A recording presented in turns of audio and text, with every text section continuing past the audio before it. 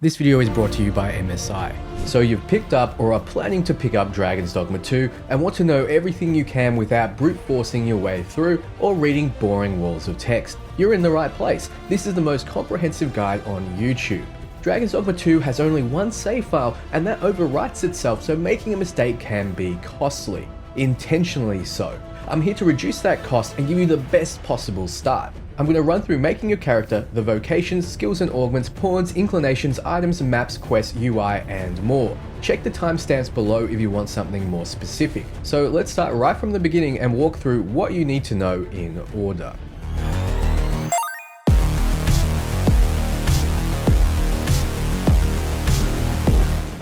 Vocation. Fret not, I'm using a relatively early save file. My original game is on the PlayStation. So there won't be many spoilers here besides the fact there are more than just the starting vocations listed. While customizing a character, you can really hone in on the look you want. This can be changed for a small amount of in-game currency later, so don't worry too much. The main choice you'll need to make is your vocation. You have the choice of 4 basic ones when you start, with the others being unlocked as you play. You have the fighter, the archer, the mage, and the thief. The fighter is your up-close and personal melee brawler. They will tank hits, taunt, do AoE sweeps, vault allies onto large enemies, and push around targets. They have the ability to block incoming damage from the front by holding out their shield, making them great for learning combat as they're much more forgiving than the other classes by a lot.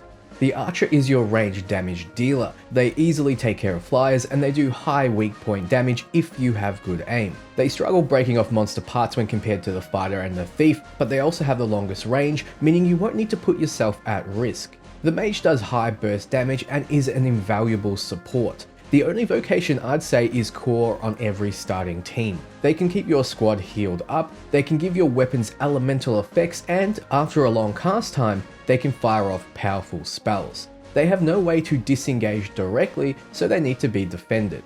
Finally, the thief.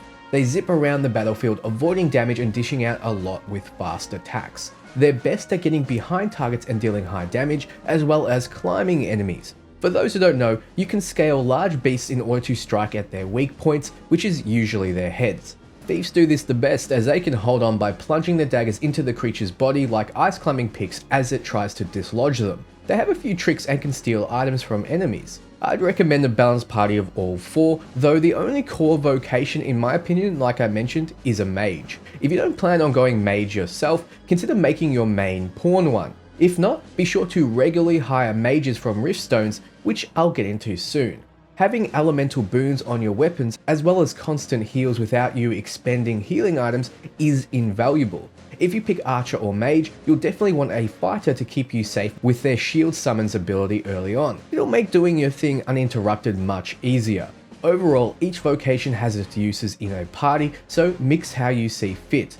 These are just my recommendations. You can always change your vocation and your main pawn's vocation as special NPCs in each city. You see, to the side of these vocations is their ranks. You level up normally like you would in any RPG, gaining stats according to your vocation. However, in Dragon's Dogma 2, your vocation gains ranks as well. These ranks determine what skills and augments you can unlock and equip. If you change vocations, you don't bring your rank with you. So a rank 7 fighter changing to a rank 1 archer means you will be a rank 1 archer.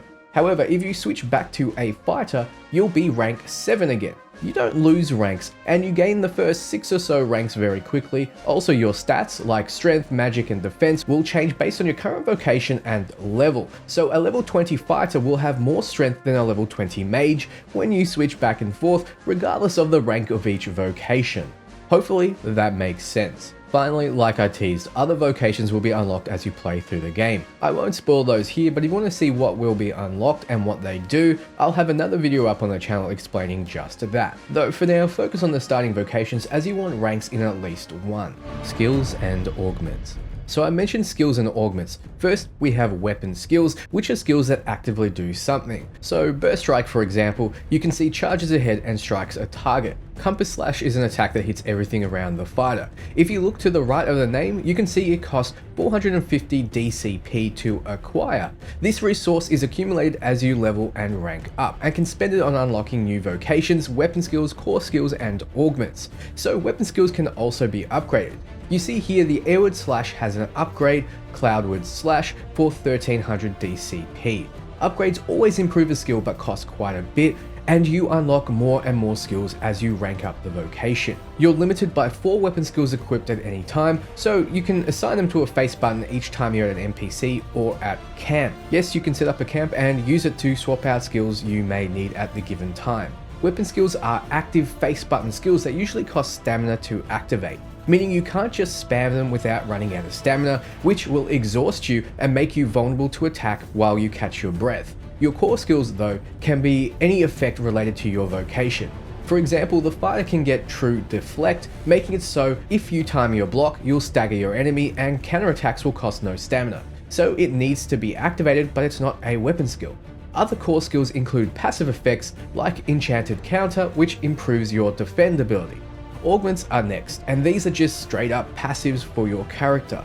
Metal increases your defense, Provocation makes you pull more aggro, and so forth. The difference is unlocked augments travel with you across vocations. So if you unlock metal, you can then change to an archer and you can have metal equipped in one of your 6 augment slots. You can see it's easy to swap them in and out. So augments are a way to reward you for ranking up different vocations and combining their passives. But don't be passive when it comes to your graphics card. The goal for many is an RTX 4090, which is a massive boy I had to build a custom case and brace for.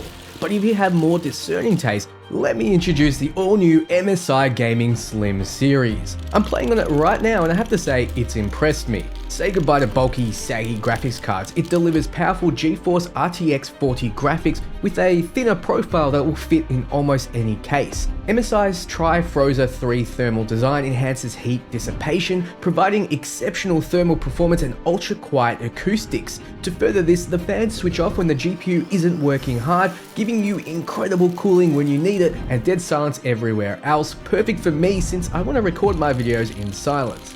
So be sure to check out the card at the link below, and let's get right back into it. Pawns. What you'll next discover very quickly into the game is your first Riftstone. By clicking on it, you'll make your custom main pawn. You can only manually customize one pawn, and this pawn is the one that levels up with you. Remember, you can change their vocation, but pick one that complements you with the thought that you'll be getting 2 more pawns. So once you've made your main pawn, you'll be able to enter the stone in order to hire 2 more. These are pawns made by other players around the world or Capcom themselves. These pawns will not level up with you, and the items equipped to them belong to them. You can swap them out, but what you give them to equip will be sent back to their original owner when you dismiss them, meaning that if you upgrade a secondary pawn's sword, that sword is lost to you when they leave. Items they pick up or you give them that aren't equipped, however, will be sent to your storage box when they're dismissed, which is actually a handy way to send things to storage without you having to go back to it. You'll want to dismiss your secondary pawns often as they don't level up with you.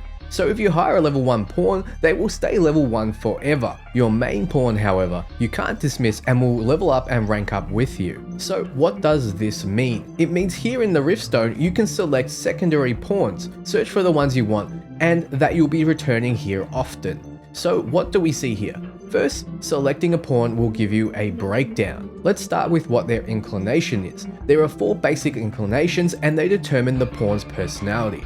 A quick rundown is kind-hearted pawns will prioritize actions that heal or buff your Arisen and party members and focus less on dealing damage. Calm pawns play combat more defensively and will expend their effort on weaker foes that they know they can beat. They'll be extra cautious not to take too much damage against more deadly opponents. A simple pawn will behave relatively balanced in combat, but their primary focus is on farming items, and as such, they will break away from the party at times. Straightforward pawns are full aggro and will always prioritize attacking the strongest enemy in the group. Just don't expect them to remember to heal you. So naturally you want a fighter or warrior with the straightforward inclination and your healer as kind-hearted. But having a simple pawn with the Logistician specialization is a dream come true for gathering items and sorting your inventory.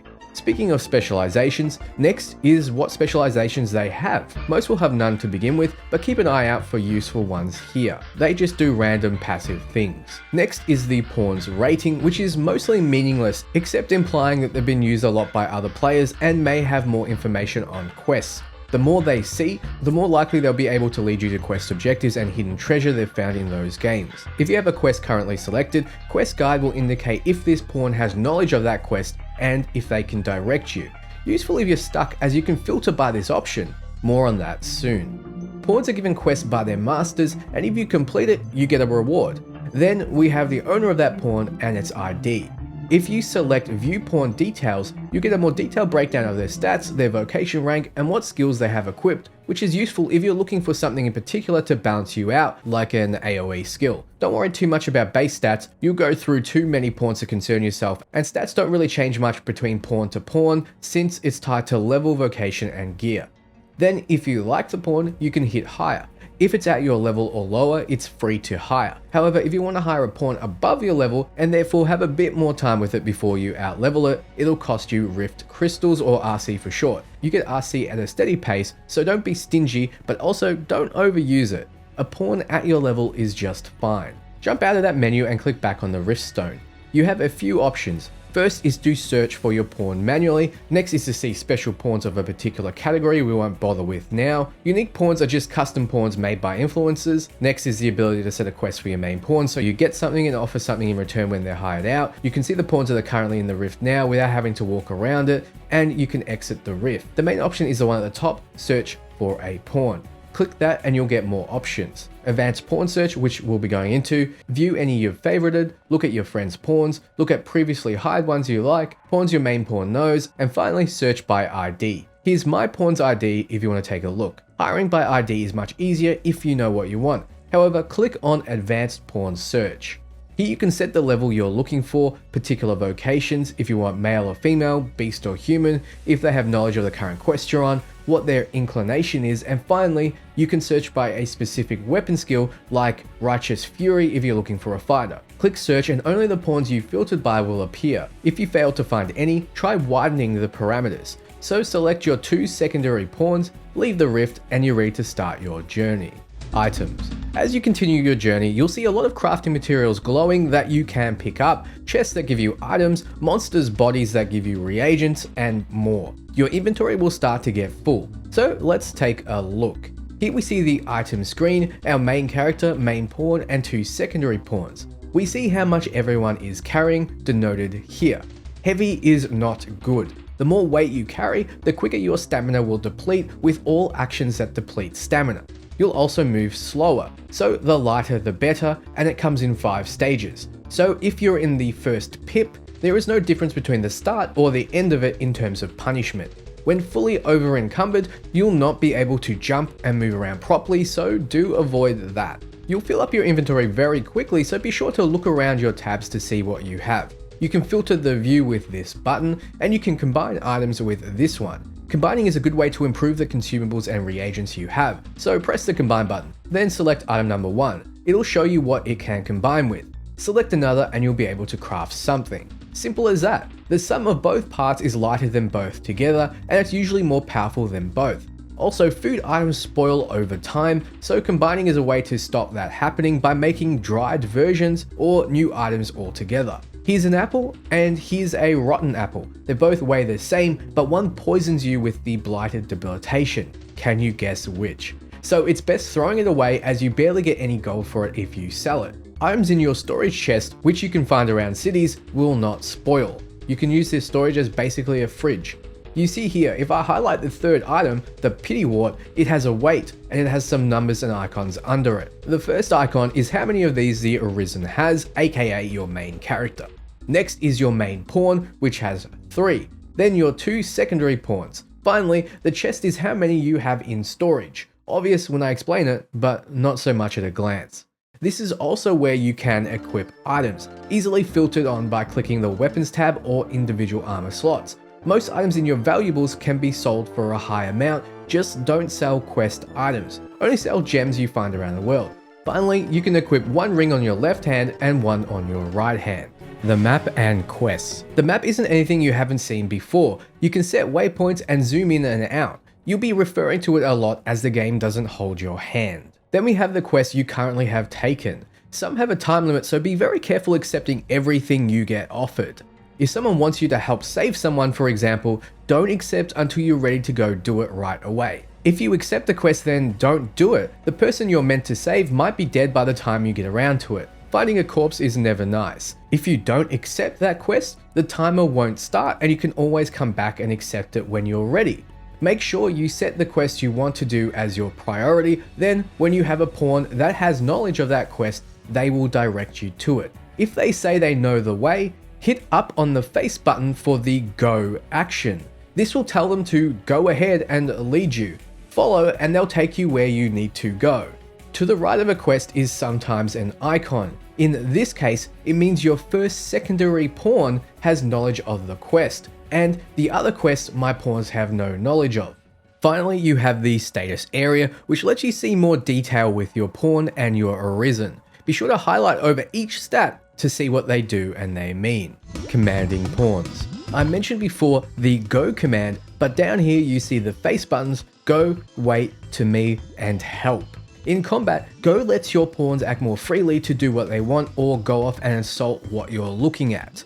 Wait has them focus on defense, to me has them stop what they're doing and pull back, good for running away, and help has them focusing on support. Out of combat, go is useful for the aforementioned task, letting your pawns lead you to places. It also points them in a direction to go and pick up items in the immediate area. Very useful as it saves you having to move items around in your inventories. To me is useful when you want to group them up and flee from combat. Wait gets them to stay in the same spot and not get in your way, and help has them using healing on you. Simple. UI.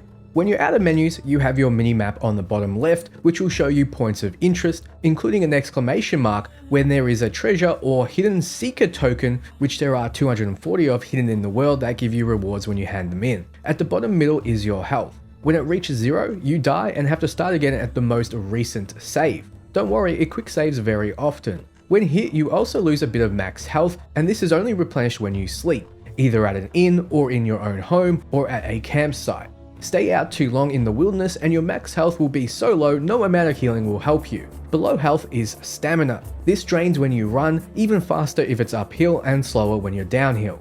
It drains when you cast spells, use abilities, block attacks, and are hanging onto enemies. If it ever reaches 0, you will drop to the ground exhausted and will need a tap by one of your pawns to get back up unless you wait out the effect. You can get them to do this by using the help command, but most will do it on their own. Most enemies will see you on the ground and start targeting you, so watch your stamina. It's quite dangerous to overuse it. To reiterate, you don't have mana and spells use stamina instead. Some skills don't use stamina at all, like your basic and heavy attacks, so experiment until you get a feel. On the bottom right, you have your face buttons that do basics like attack, jump, and sprint. If you hold another button, it switches to weapon skills. Don't forget you can grab.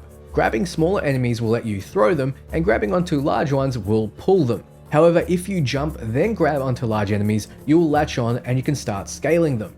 Reach their head and start swinging, but watch your stamina. It'll drain quick, so press the grab button again when low to let go. You can sheath and unsheath your weapons, and in town this is important because for some reason people get on edge when you walk around with your weapons out.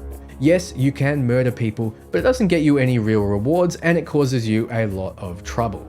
Now you're ready to get out into the world and kick ass. The rest you'll pick up fairly quickly now that you have all the basics. Was there anything I missed? Are you still having trouble understanding something? Let me know below or join my Discord and talk with like-minded individuals. I'll try to answer every one of your questions. For everything Dragon's Dogma 2 and RPG, you're in the right place. Ciao friends.